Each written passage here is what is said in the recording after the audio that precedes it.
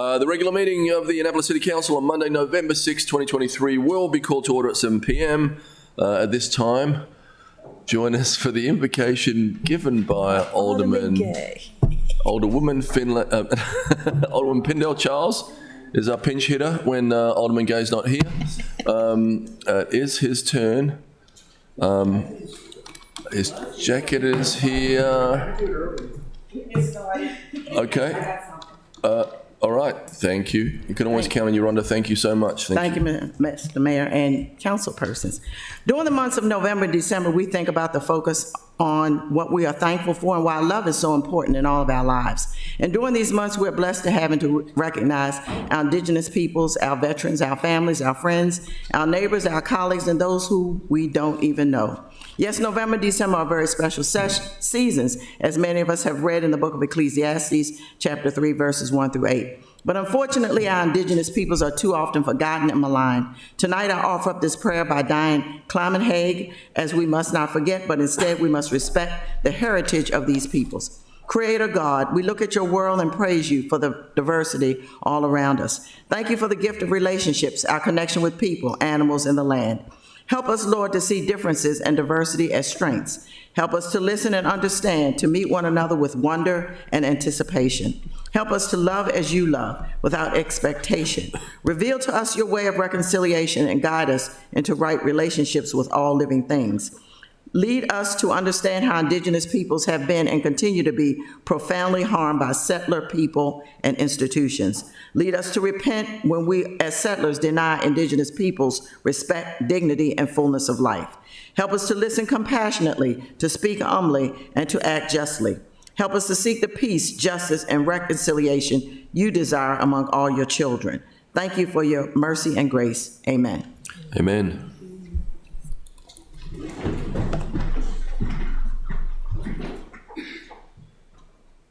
I pledge allegiance to the flag of the United States of America and to the republic for which it stands, one nation, under God, indivisible, with liberty and justice for all.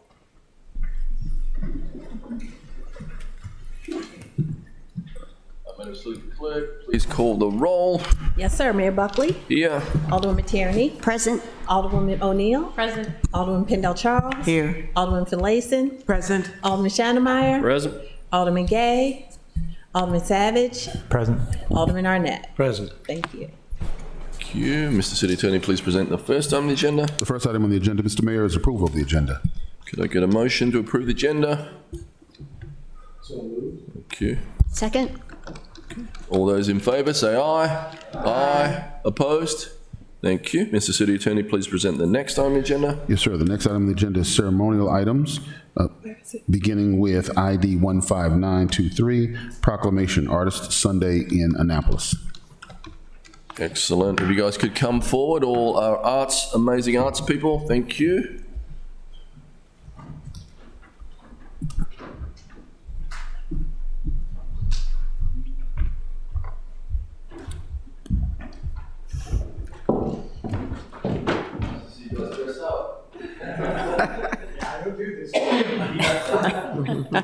Hi.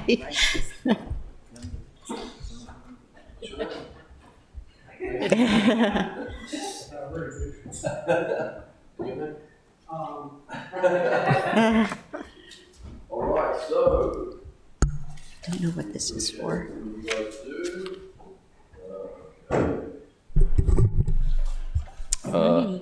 Here is the City of Annapolis proclamation. Whereas the government of the City of Annapolis, Maryland values our local artists and the contributions they make to our economy and community. And whereas each of these artists enriches our lives, enhances the cultural fabric that unites all citizens. And whereas revenue from the arts is a great contributor to a vibrant local economy, representing 3% of Maryland's GDP and resulting in a place where cultural attractions can thrive and creativity can flourish in Annapolis. And whereas Artist Sunday is a national event that celebrates artists of all kinds and encourages the purchase of original artwork to sustain artists in their work. And whereas the Annapolis Arts District, designated by the state at the request of the City Council, recognizes the many talented artists in our city and encourages the public to support their endeavors. Therefore, be it resolved that I, Gavin Buckley, Mayor of Annapolis, do hereby proclaim Sunday, November 26, 2023, as Artist Sunday in our city. And this is through all the council as well. We truly appreciate you guys. Thank you so much. Do a quick picture, and then if you guys want to say a few words.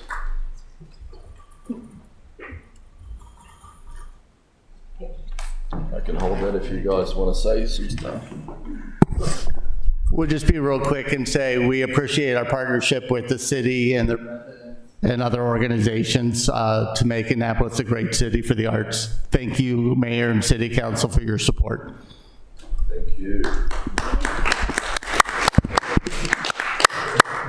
Thanks, Jim. All right.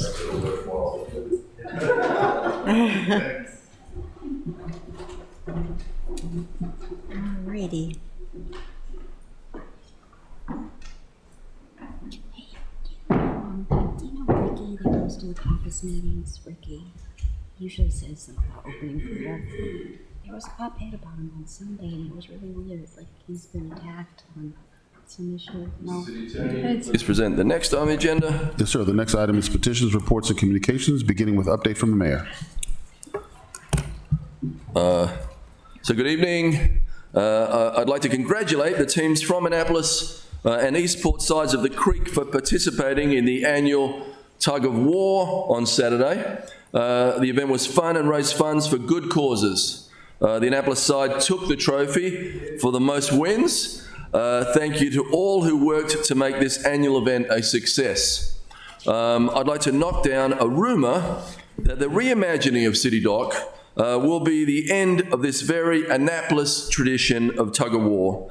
First, we will work to ensure that this event can happen both during and after construction. Second, the best part of the new City Dock Park may be that the Annapolis side could become the place for the better party.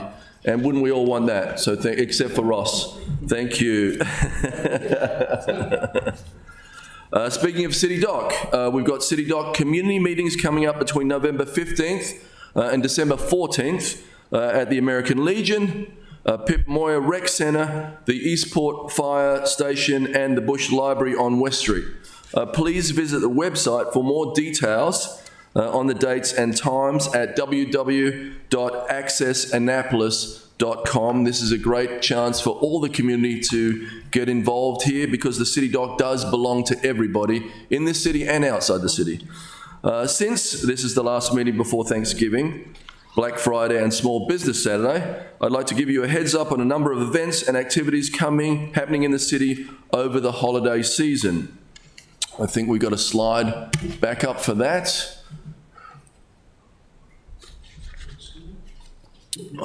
This is the city logo. There we go. This Friday, city offices are closed for Veterans Day. Refuse and recycling pickups are unaffected. Pip Moyer will remain open while the Stanton Centre will be closed. Annapolis Transit will operate on a Sunday schedule. On Saturday, at 11 a.m, the city will commemorate Veterans Day with the Fleet Reserve Club in downtown. The public is invited to this free event.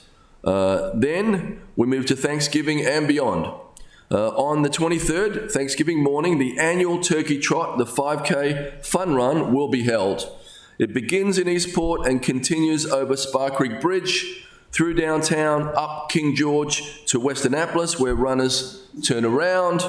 Please note there are no road closures for this 9 a.m. race. Runners are expected to stay on the sidewalks, but we ask drivers to use extra caution.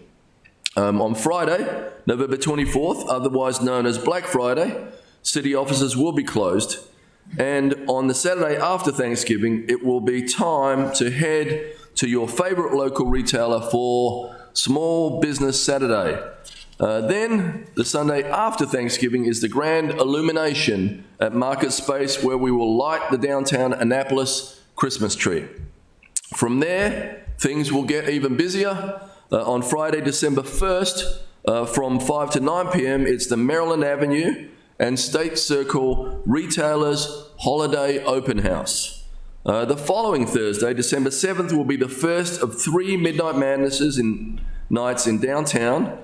I can't believe Christmas is here so quickly, can you all? Seems. The alpacas will be out for the 7th and the 14th. We love the alpacas. Also, on the 7th is the menorah lighting ceremony at City Dock for the first night of Hanukkah. On Saturday, December 9th, we'll have the Eastport Yacht Club Lights Parade. And Thursday, December 14th, is the second night of Midnight Madness at the city's holiday open and the city's holiday open house right here at the City Council chambers from 4 to 6 p.m. Also on the 14th is the Inner West Street Holiday Fest, with the first block of West Street closed to traffic with lots of stuff going on. From Thanksgiving through to New Year, our holiday parking program will begin. It's 2 hours free at metered spaces for the holidays.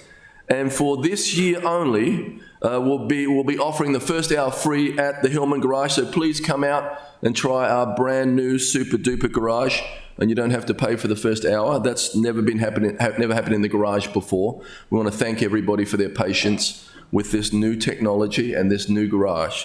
Remember, none of us had heard of a gateless garage 1 year ago. There are lots of events to follow in December, but I look forward to telling you about those at our next meeting. Look for updates on the city website and social pages to keep up to date with all the great things happening around Naptown at this time of year. Now, let us get on with the meeting. Thank you all. Mr. City Attorney. Yes, next my item is reports by committee. Alderman Savage. Thank you, Mr. Mayor. I have a little bit of a report from Environmental Matters Committee. We met last week. We are having another meeting this week, tentatively, on Thursday to talk about legislation. But our last meeting, we spoke about, we had presentations on and discussions about 2 topics. I just wanted to go over briefly. The first was a report from Public Works on the sewage spill that we had a couple weeks back, the very large sewage spill. And we learned that what caused this break was actually an external erosion issue with rock that was actually displaced and punctured broke the pipe. It wasn't from a blockage. So we discussed with the Public Works Director improvements that could be made to avoid such breaks in the future, but also how to detect these kind of breaks earlier. And so the Public Works Director is well aware of that and looking into what they can do to improve upon detection in the future.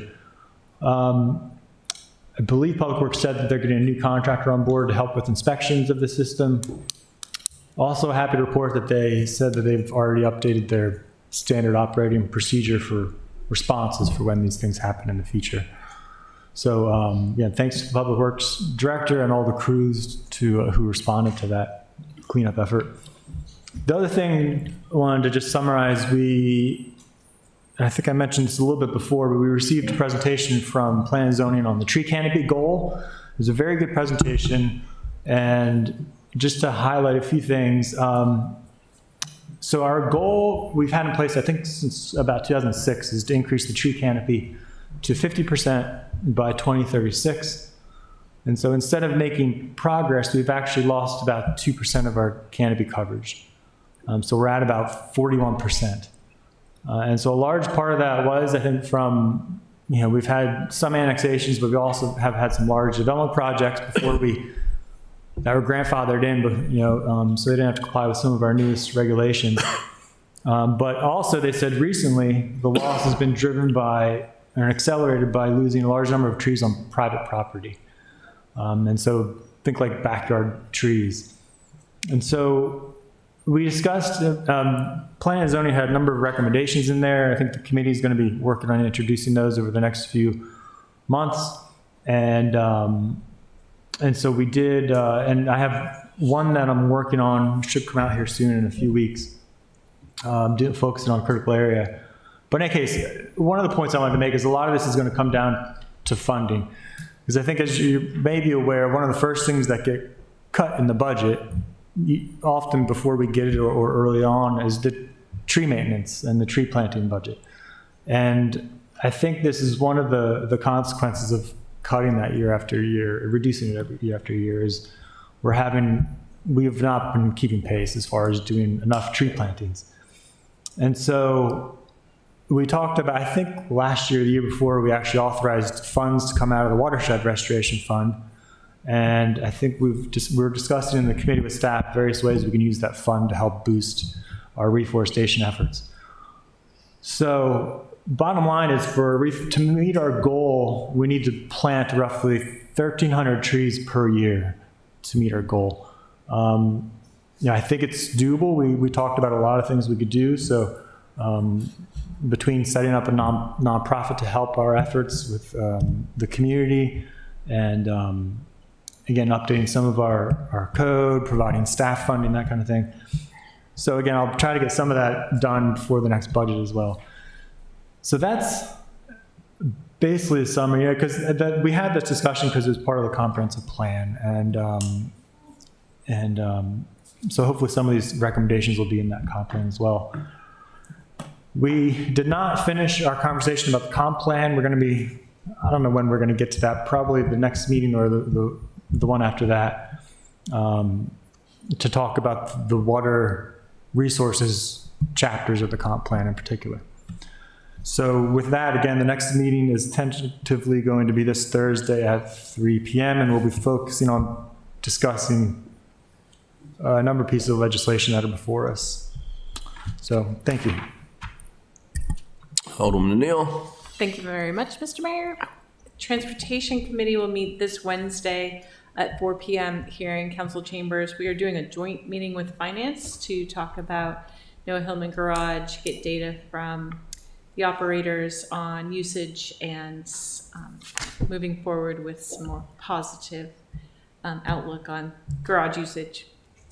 That's 4 p.m. here on Wednesday, November 8th. Thank you. Alderman Tierney.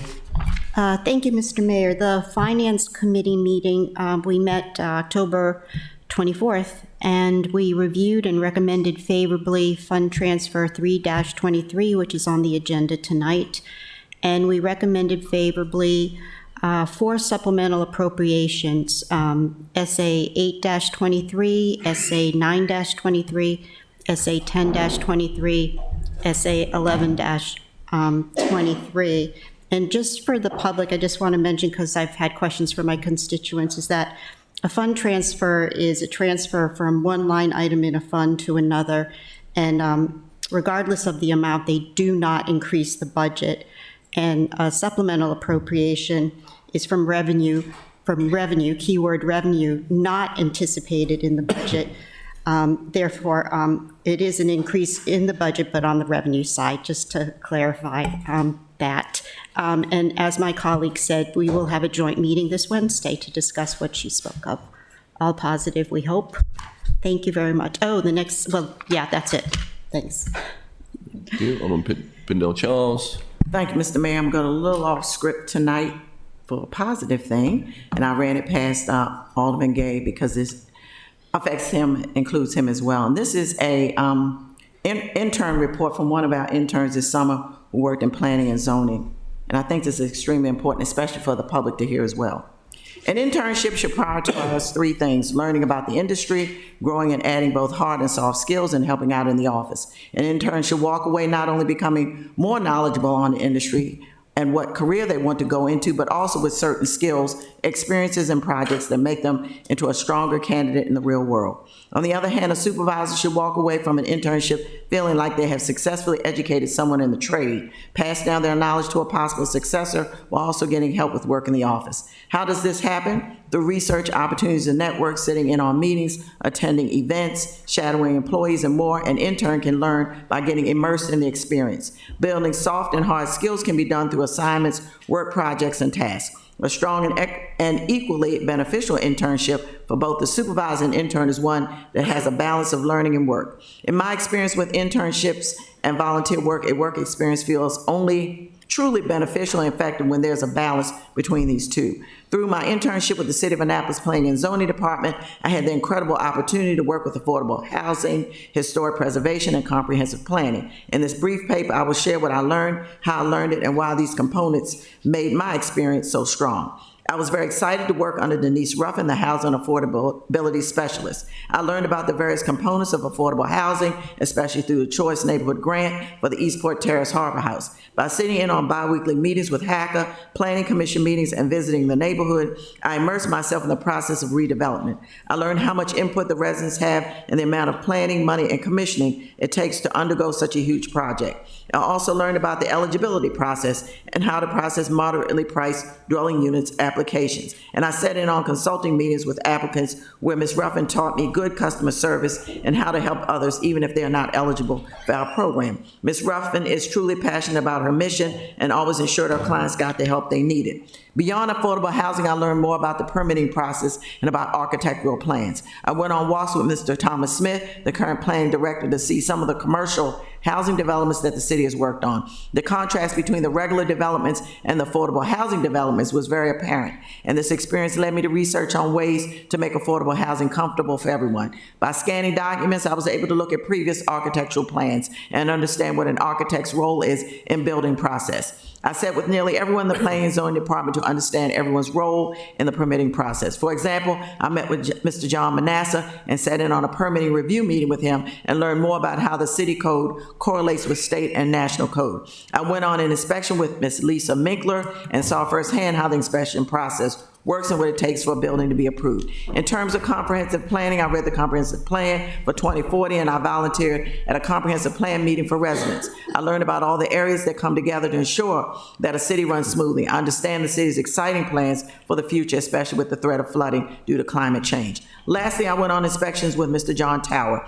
the historic preservationist, and learned about the importance of historical preservation because it both helps us understand our past and impacts tourism. I learned the signs of historical buildings, like the types of bricks and techniques for laying the bricks. By going on inspections, I saw the parts of buildings that must stay the same and what was able to be changed or updated. I was also given many books to understand the history of Annapolis, specifically Black Annapolis, which was even more intertwined with Annapolis's history than I thought. There were many Black neighborhoods and homes in Annapolis before they were pushed out by housing inspections and the fees that it took to redevelop these homes.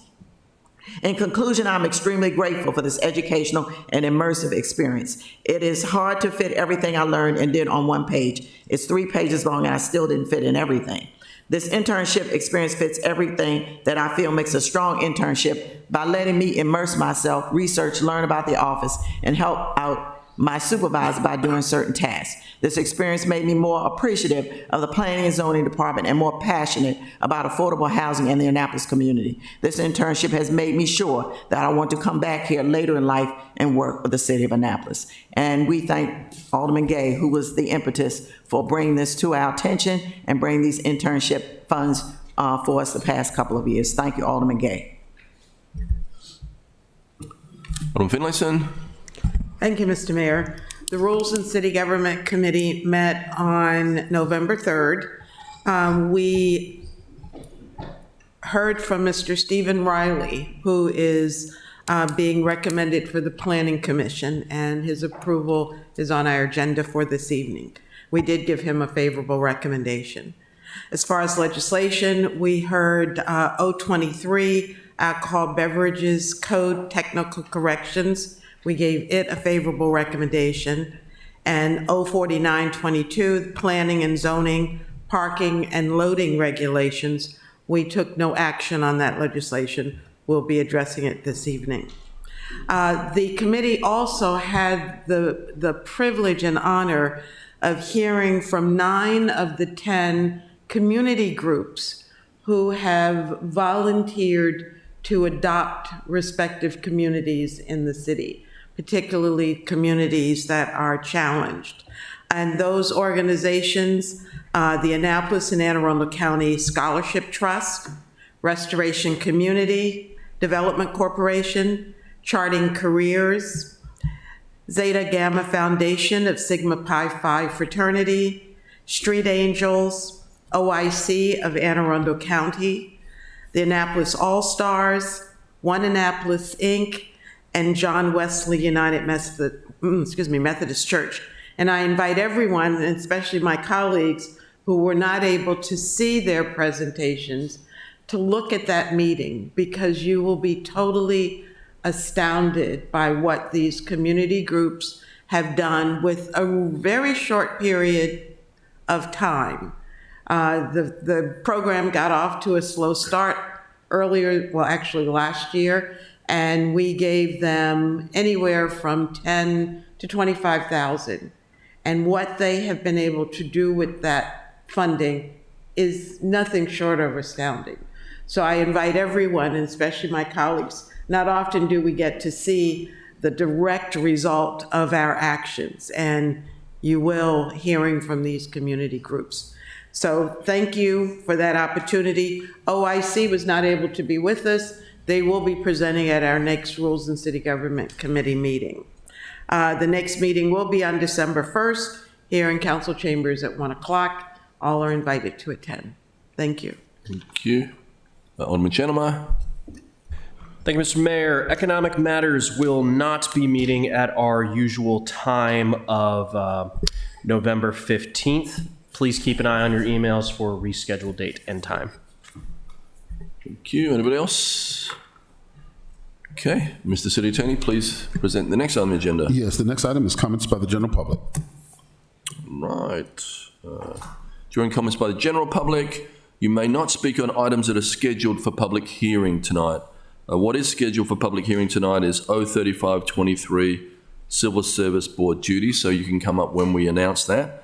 Anything else, please come forward now. The first people signed up to speak, first person is Robert Madden. Please come up, state your full name and address, Mr. Madden.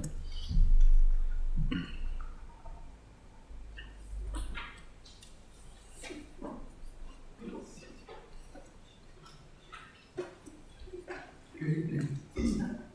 Okay, it's on. Can you all hear me? Great.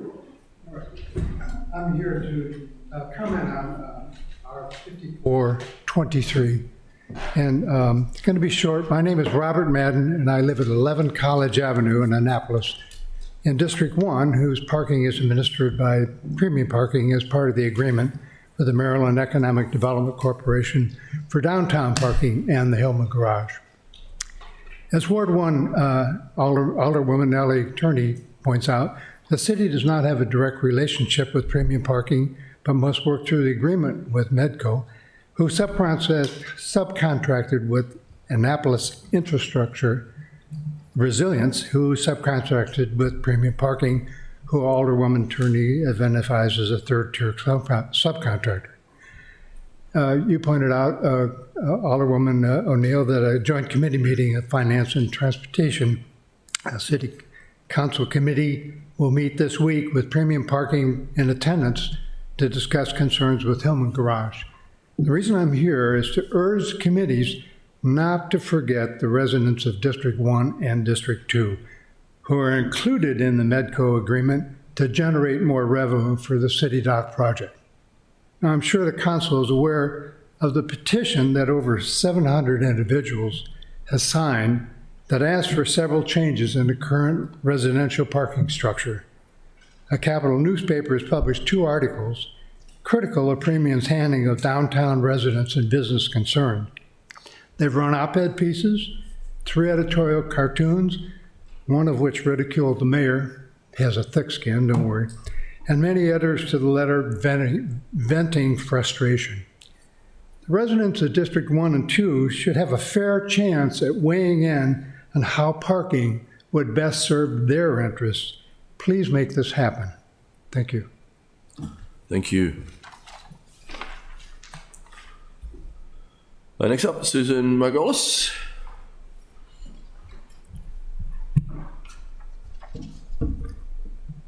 Hello, Annapolis. I'm Susan Margulies of 113 Conduit Street. I'm here for exactly the same reason as my colleague, to offer my enthusiastic and unmitigated support for R5423, and to say, please don't forget that the technology that manages the garage that everyone's complaining about, they're writing letters about it, editorials, cartoons, the technology, the software that manages the garage is exactly the same software that manages residential parking in District 1 and District 2.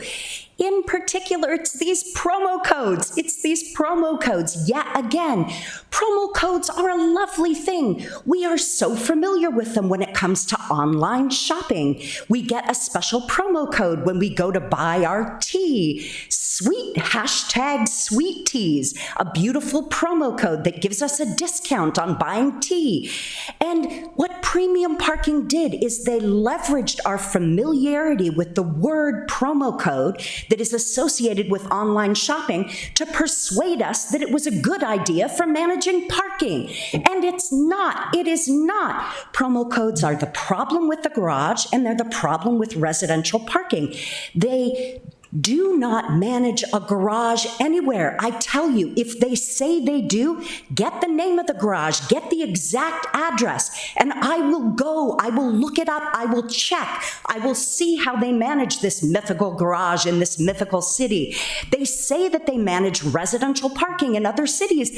Give me the name of one city where they manage residential parking, because they don't, I tell you. Let me give you an example of something that's been going on for 18 months. A young woman, this is a true story. A young woman, her mother lives in the historic district. She has grandkids, and she wants to drop her grandkids off at her mother's house. So the grandmother watches the kids, and then she goes to work. If she buys, using her cell phone, the 2 hours of parking, she can't buy it again at the end of the day when she comes back, because there's only one promo code per 24 hours. So she drops her kids off. She either buys the 2 hours in the morning, risks the ticket in the evening, or buys the 2 hours in the evening and risks the ticket in the morning. If her mother buys the $3.50 24-hour pass, that would be fine, but the mother only has 10 of them. The daughter can only drop the kids off at the house 10 times out of a month. Does this sound like a system that manages residential parking in any other city? No. People have kids in other cities. They drop them off at their grandmother's house at work in other cities. So this has been happening for 18 months, and it'll be happening for 18 more. Make premium parking explain why they do what they do. It's wrong for the garage, and it's wrong for us. Thank you, Alderwoman Turney. Don't forget us. Thank you. Thank you, Susan. Next up, Megan Crabtree.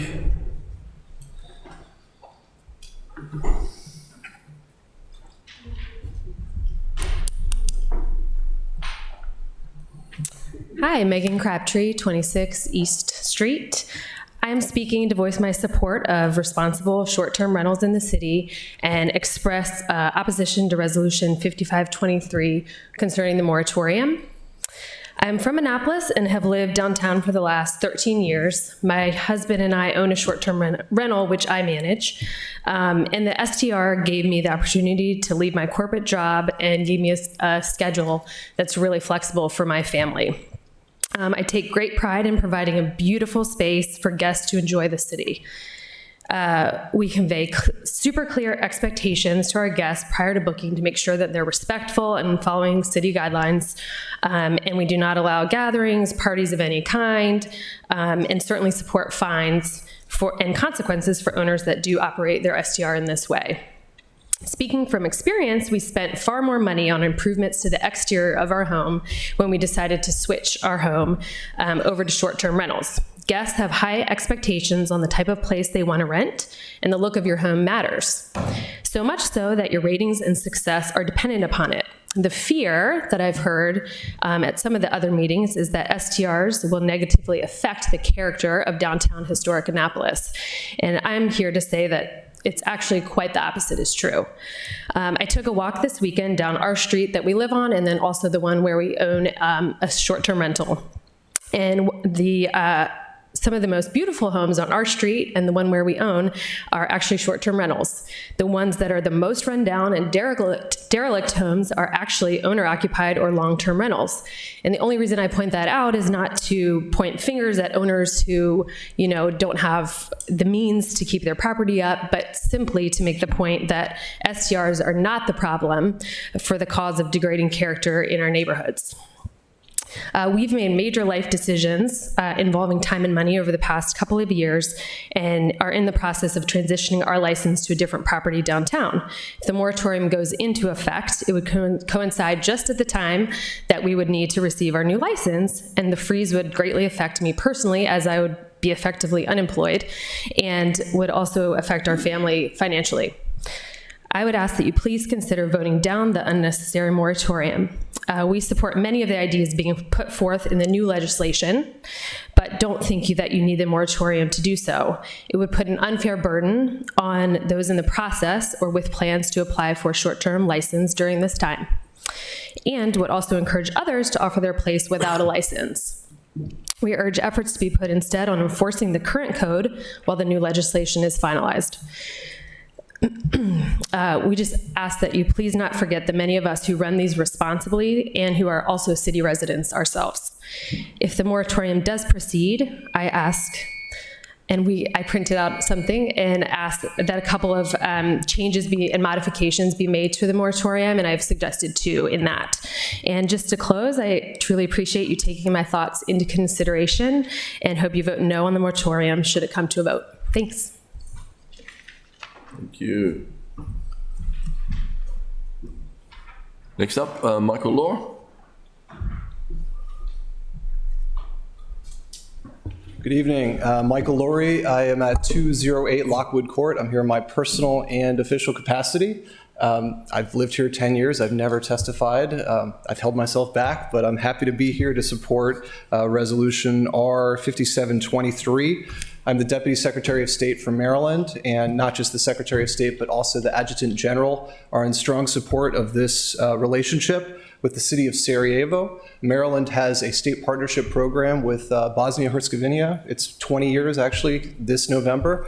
So we're celebrating at the Government House in a few weeks, along with Estonia. Estonia has, I think, 7 or 8 sister city relationships, and Bosnia and Herzegovina have 0 right now. So we're hoping this is going to set the precedent to increase more of these sister city relationships. Sarajevo's got a rich history, not just was the site of the beginning of World War I with Archduke Ferdinand. They had the Winter Olympics. Obviously, they had a siege in the early 90s, and the Dayton Accords came out of that. And it's a great example of United States leadership where we could bring diverse communities together in a long-lasting peace. So there are a lot of reasons. They also have a film festival, which is world-renowned.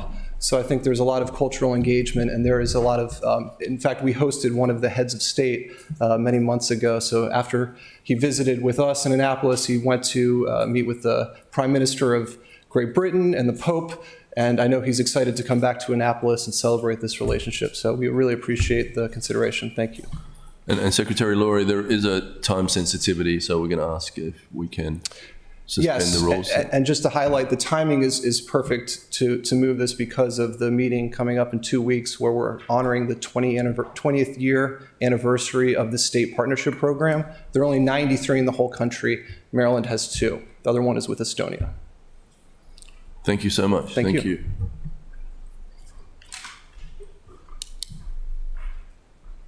Next up, Jordan Crabtree.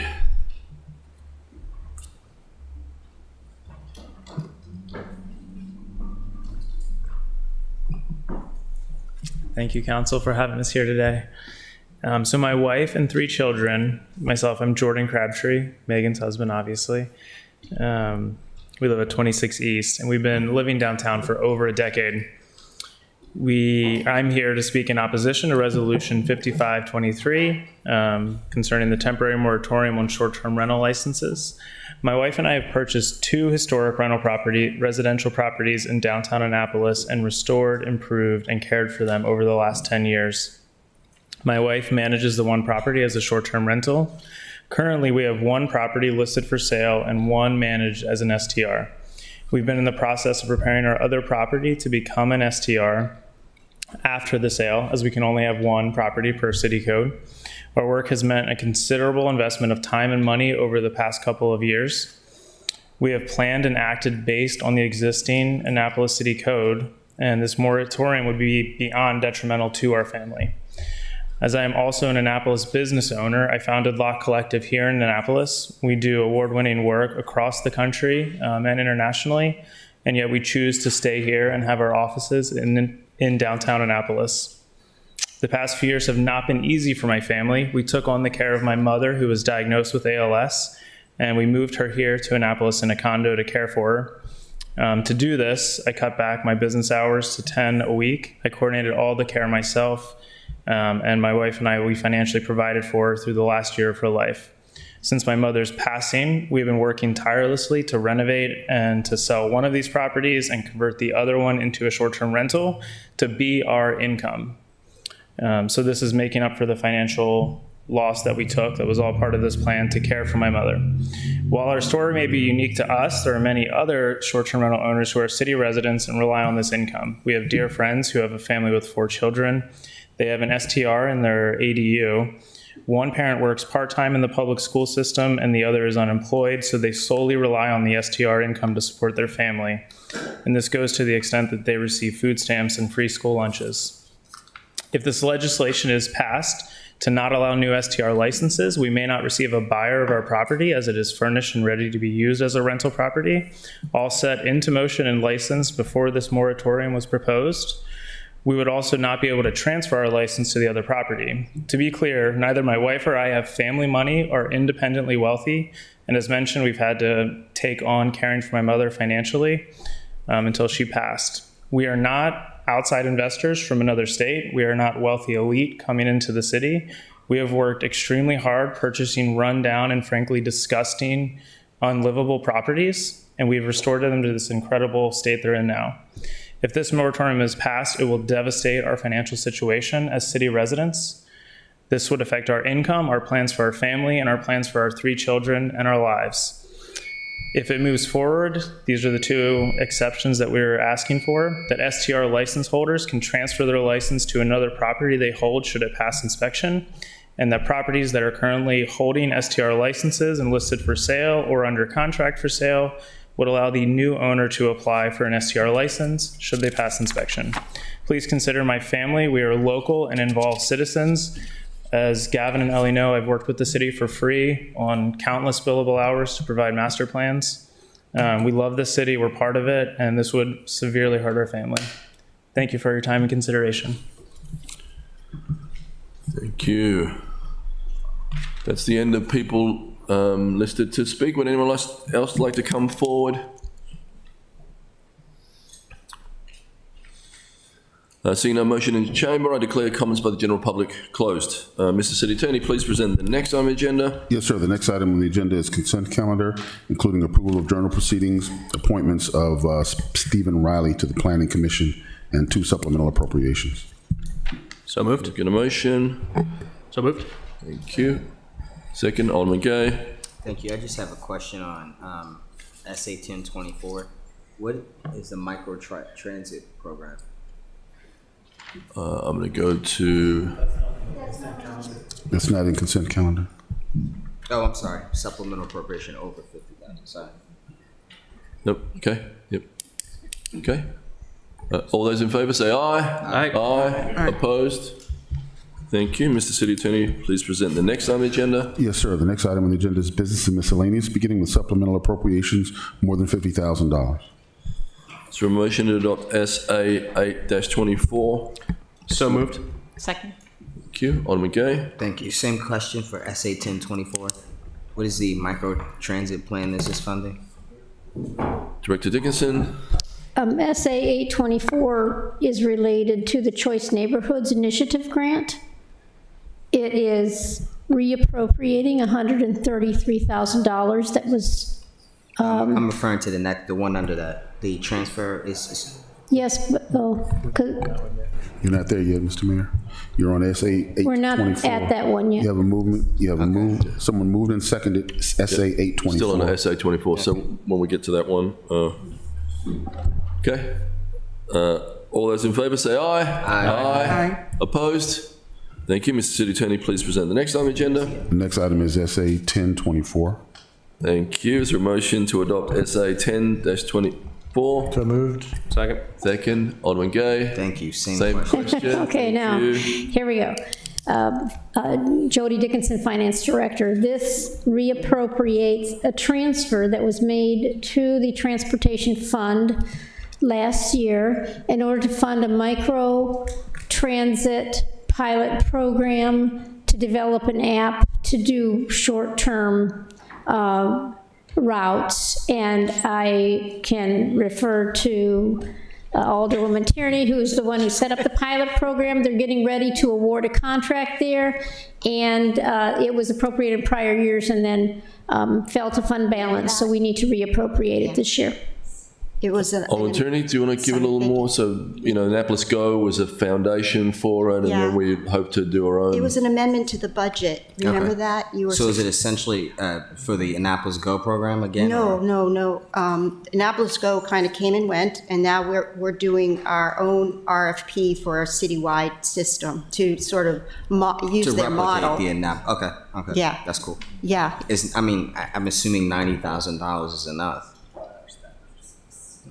I know Market Director Moore might know more about the cost. Oh, he will talk about it. Thank you. Yeah, he's here. Director Moore.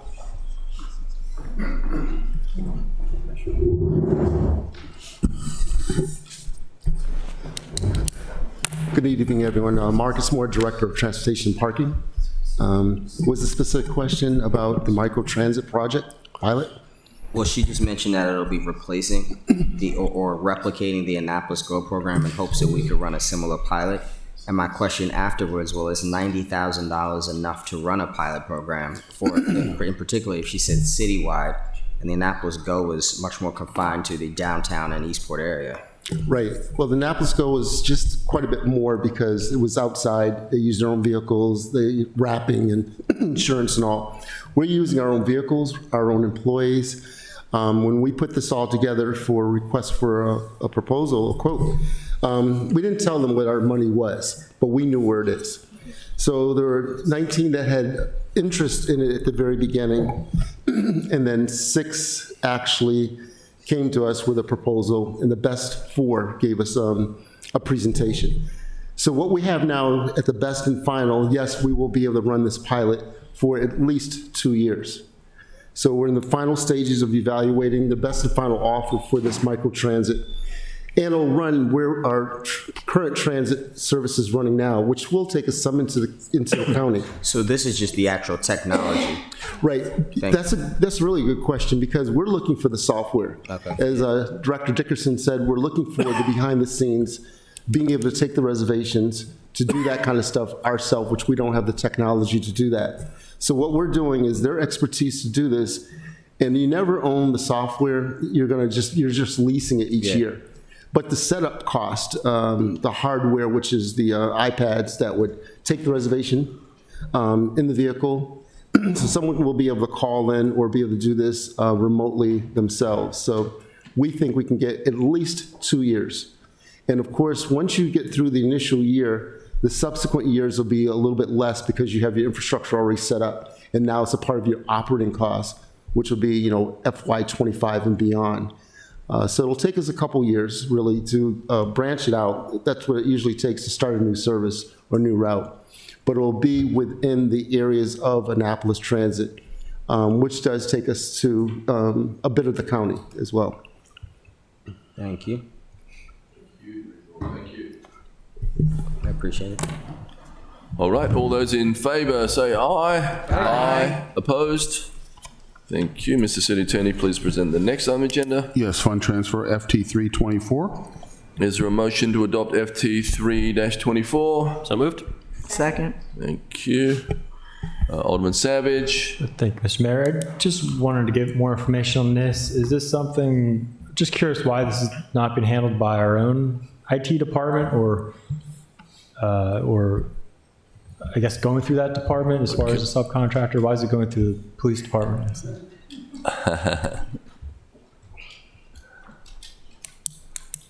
Thank you.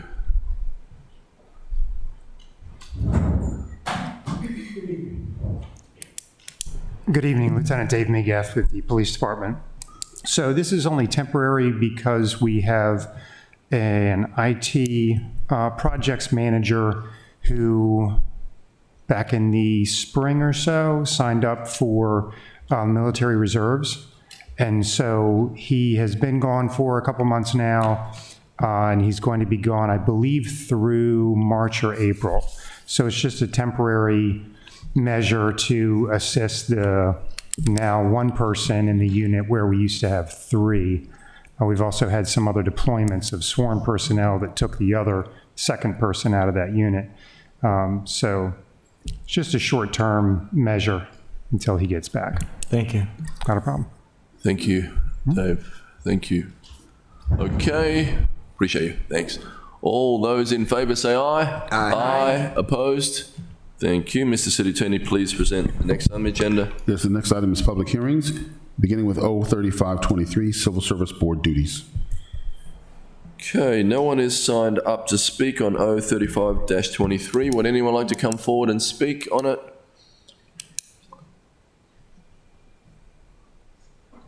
Which, unless you want to.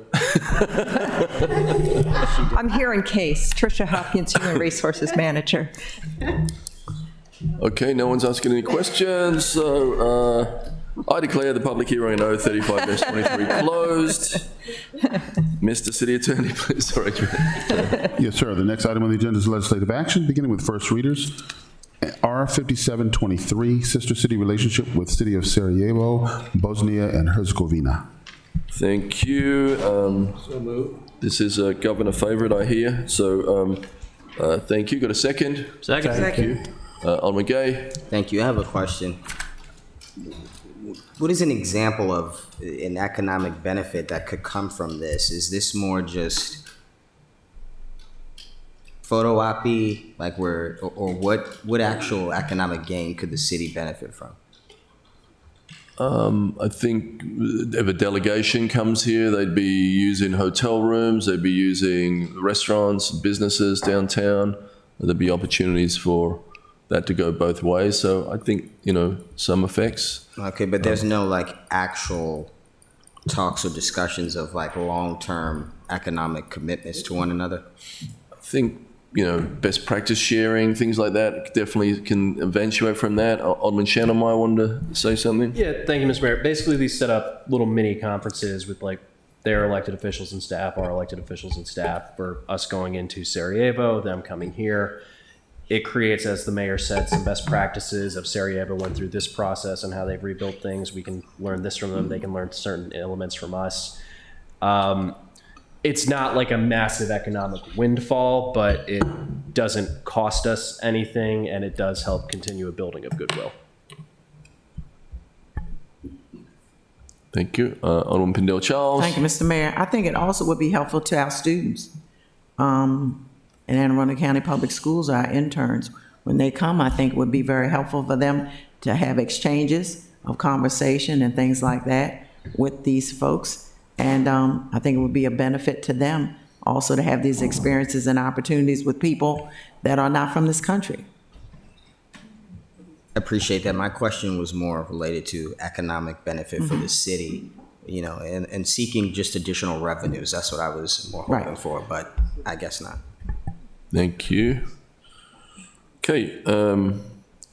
All those in favor say aye. Aye. Opposed? Thank you. Alderman Arnett. Move we suspend the rules and vote on second reader. Second. Thank you. This needs everybody. All going to roll call or no? All those in favor say aye. Aye. Opposed? Thank you. Is there a motion to adopt R-57 on second reader? Second. Thank you. Madam City Clerk, please call the roll. Yes, sir. Mayor Buckley? Aye. Alderwoman Tierney? Aye. Alderwoman O'Neill? Aye. Alderwoman Pendle Charles? Aye. Alderwoman Finlayson? Aye. Alderman Shannon Meyer? Aye. Alderman Gay? Aye. Alderman Savage? Aye. Alderman Arnett? That resolution passes. And thank you for being here, Secretary Laurie. We truly appreciate that. Thank you. We're looking forward to meeting some folks. Thank you. Thank you. Mr. City Attorney, please present the next item on the agenda. Yes, the next item on the agenda is second readers, beginning with ordinance 04922, planning and zoning, parking and loading regulations, parking fee in lieu of meeting off-street parking requirements. Is there a motion to withdraw O-49-22? Yes, Mr. Mayor, I move that we withdraw 04922. Second. Get a second. Second. All those in favor of the withdrawal, say aye. Aye. Let's do a roll call. Do roll call? Yes, sir. Mayor Buckley? Aye. Yes. Alderwoman Tierney? Aye to withdraw, right? Yeah, to withdraw. Yeah. Aye. Alderwoman O'Neill? No.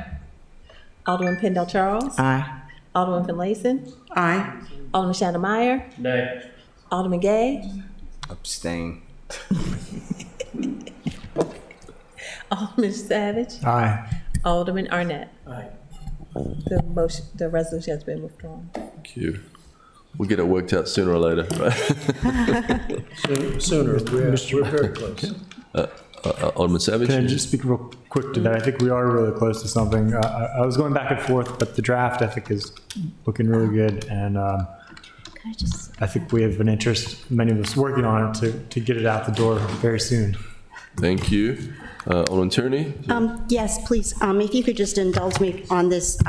After the last meeting, I got some, comments that I was not honest, or, that I said I was going to do something and then I didn't, and all that stuff, and it was specific to one business. And so I don't want to waste this analogy, but this bill had 10 amendments and counting. And, I am, as you all are, we're legislators, and it's a weak analogy, but it did remind me of going to the grocery store for milk with your children, and they're all throwing things in the basket, from Fruit Loops to Lucky Charms, and without any nutritional consideration, no relevance to needing milk in the first place. So as a result, Alderman Arnett and I, are working on this replacement bill. And the objective here, too, is to get rid of any sort of subjectivity, because this bill was also becoming so subjective. And so I think, that was my reason for being a sponsor and then pulling it. It wasn't anything derogatory against a business or anything like that. But again, we're legislators. We're not advocates of certain businesses. They have their own representation. So I just want to make it clear that this was the best way to go. And I think in respect to the residents and the businesses in the future, it will be the best way to go. Thanks. Thank you. Mr. City Attorney, please present the next item on the agenda. Yes, sir. The next item on the agenda is R5423, Noah Hellman Garage Parking Concession Agreement. So move. Second. Okay. Madam City Clerk, please call the roll. This is second reader? Second reader, Yes. yep. Yes, sir. Mayor Buckley? Yes. Alderwoman Tierney? Aye. Alderwoman O'Neill? Aye. Alderwoman Pendle Charles? Aye. Alderwoman Finlayson? Aye. Alderman Shannon Meyer? Alderman Gay? Aye. Alderman Savage? Aye. Alderman Arnett? Aye. Thank you. All that resolution passes. Okay, sir. Thank you. I'm just saying thanks to my colleagues for putting this in, and for the staff that will be working on this. I am so tired of the garage and hearing about people's parking issues. I think it's sad. Because we built this outstanding state-of-the-art garage and we can't get the parking together. We should have stuck with meters for all of this. And so I'm just glad that the Transportation Committee is taking this up, and that the administration and the Ward 1 Alderwoman and everybody's just following up on this. Thank you. Hi. Alderman Tierney? Yeah, thank you, Mr. Mayor. I have a legal question. I'm sorry I didn't prep you in advance, City Attorney, but in reading the staff report, we're in, the early days of a 30-year agreement with Medco, and we have an understanding with them as far as the process in any sort of dispute. Okay, so, and then it again, we weren't privy to this, but I understand that there is a process and it would lead to, non-binding mediation and so forth. This resolution, would it be considered the first step in that process, or is this resolution something separate as far as just being the will of the council? It's something separate. Okay, yeah. Just being the will of the council. Okay. The administration is the one that leads on taking care of issues that might be involving the garage, and in fact, they've already been undertaken. Yeah, I know and that's why we're doing this, because it is really the only avenue that the council has, unfortunately, with this situation. Again, we weren't privy to the agreement, and it is a third-tier contractor. But my last question is for the city manager, is why we couldn't have Medco at this meeting that we're having Wednesday, and we're just having premium. City manager? Well, do you think that's the best? We've done that before. Right. My colleague can chime in on. We just heard back from them today, and they wanted to meet with Marcus and me, when was it, the 18th or the 17th, and we're not going to be here. So that was the only communication we had with them about getting together with us. So I wish I had a better answer for you than that, but I don't. I was not part of the agreement either. It was new to me. I think this is a healthy process, and we will get them before you, but we won't be able to meet with them until a few weeks, from what I can tell. And I've responded to them today. I just heard back from them today. Yeah, and again, you've heard some of the complaints. We're looking for solutions, and there are some that we think we can present to them as far as, still using the gateless entry and et cetera. So, well, thank you for those responses. It's clearly a performance problem. Remember a few years ago, people didn't want to download the Park mobile app. That was a real hard one to get over. Oh my gosh, remember that? Yeah. There's still, clearly the performance is underwhelming in a lot of ways, a lot of things to do. So very healthy process. So thank you everybody for doing that. Mr. City Attorney, next item on the agenda. The agenda is complete, Mr. Mayor. Thank you. Anything else for good order at 9 o'clock? At 8 o'clock, all right. Even better. All right. Sweet. Alderman O'Neill. Thank you very much, Mr. Mayor. I'm hoping that this is appropriate, but Food Fridays is... Sorry, please. Food Fridays is in search of people who are interested in helping us provide turkeys for our residents who receive a box. We were doing that through gift cards and check donations run through our partner, Blessed Tech. So if anyone is interested, if they want to contact me, I can talk to them about how to get that. The food bank obviously helps us. They're able to help us with 80 of our current 250 residents that are getting Thanksgiving dinner. So if anybody would like to help with that, that would be greatly appreciated. So I can get you a gift card for a turkey? Is that great? I will. Thank you. Thank you. So what kind of help?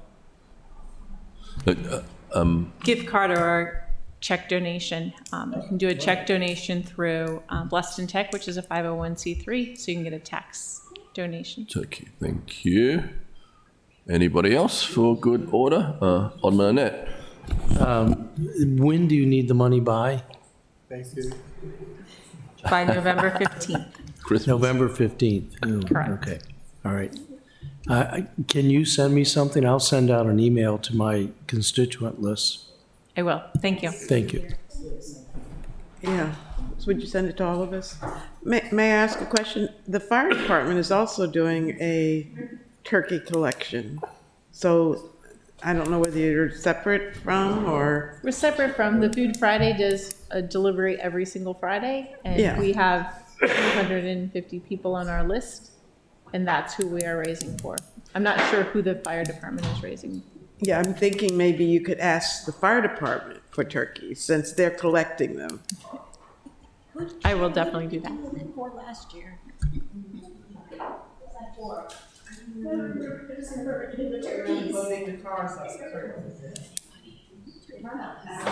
Okay. I entertain a motion to adjourn. Second. All those in favor say aye. Aye, meeting adjourned. Thank you.